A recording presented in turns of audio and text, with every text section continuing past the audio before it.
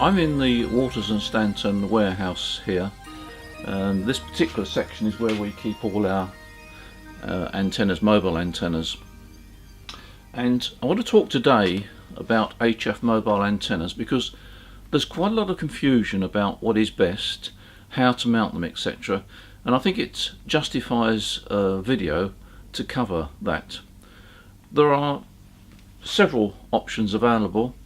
I know that mounting the antenna on the vehicle is one of the big questions. How do I mount the antenna on the vehicle? And also, what sort of mobile antenna should I use? So I propose to cover these topics today and hopefully resolve a few issues that are the subjects of quite a few phone calls we receive. Well, we're now back in the main building and in our demonstration area. And the first thing I want to talk about is mounting the antenna on the vehicle. In days gone by, it was no real problem to mount a antenna on a vehicle. There was plenty of metalwork and you had various options. In more recent years, the hatchback has been the favourite way of mounting the antenna on the vehicle. But as time goes on and with recent car production, even the hatchback presents problems. Either there is not much metalwork to mount it on, or there's very little metalwork to mount it on, or there's various mouldings that get in the way and just make it impossible to mount on the vehicle. Now, before we go any further, I do want to make a point about roof racks. I come across time and time again guys that have got a roof rack and that seems to them the obvious place to put an antenna. It causes no end of problems.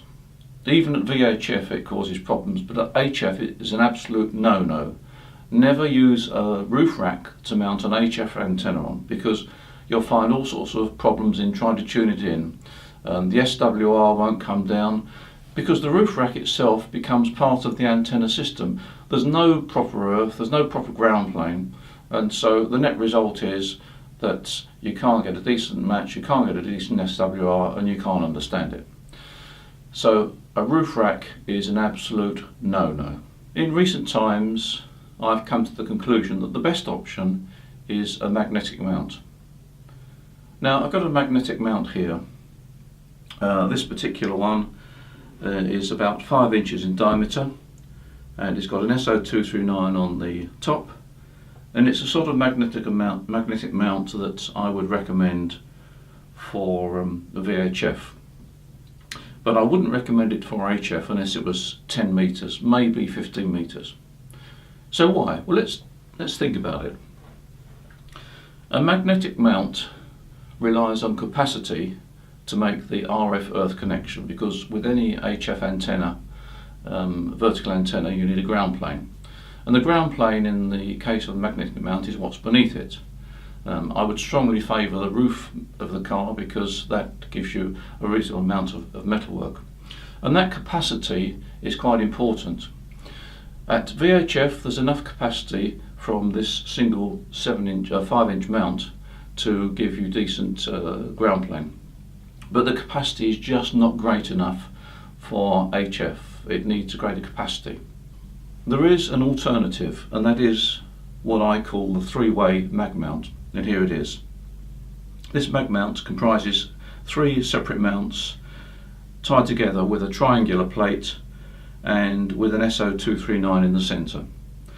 You can, if you wish, have a 5/8 connector in the centre there. It's optional, but this particular example I've got is the SO239, which tends to be quite a popular mount.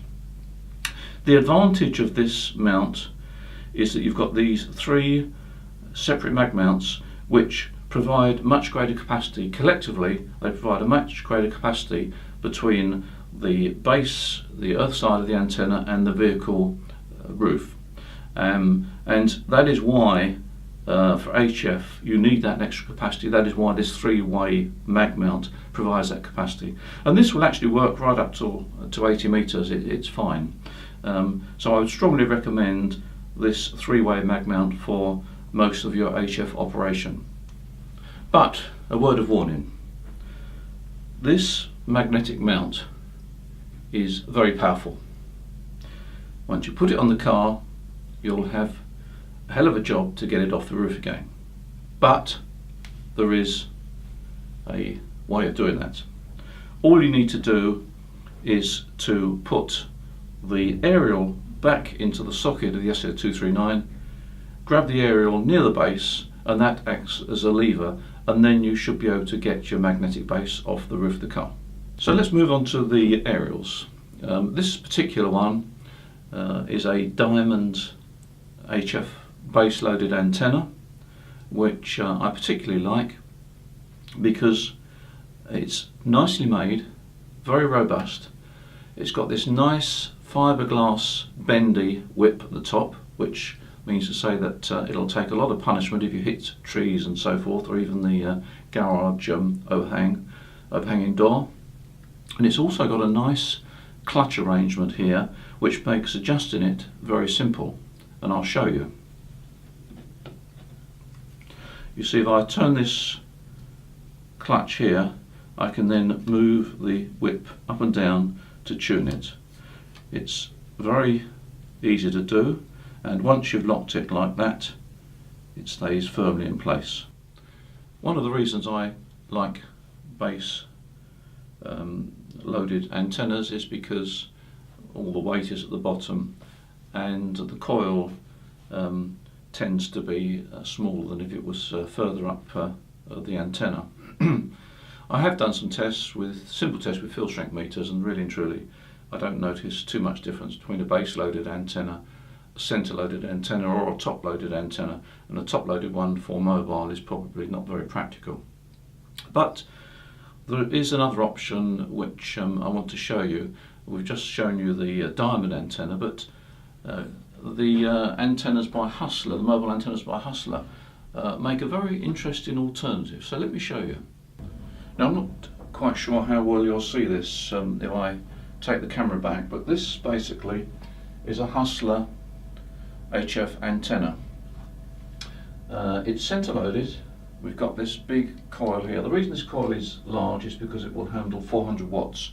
But I also like this coil because it's larger than the standard coil, which means to say it's got a better Q and more efficiency. The antenna's in three sections. You've got the lower section there, the coil, and then you've got the resonator at the top. And this resonator can be telescoped in and out using an Allen key.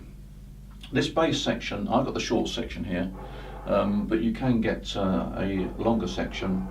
There are two lengths.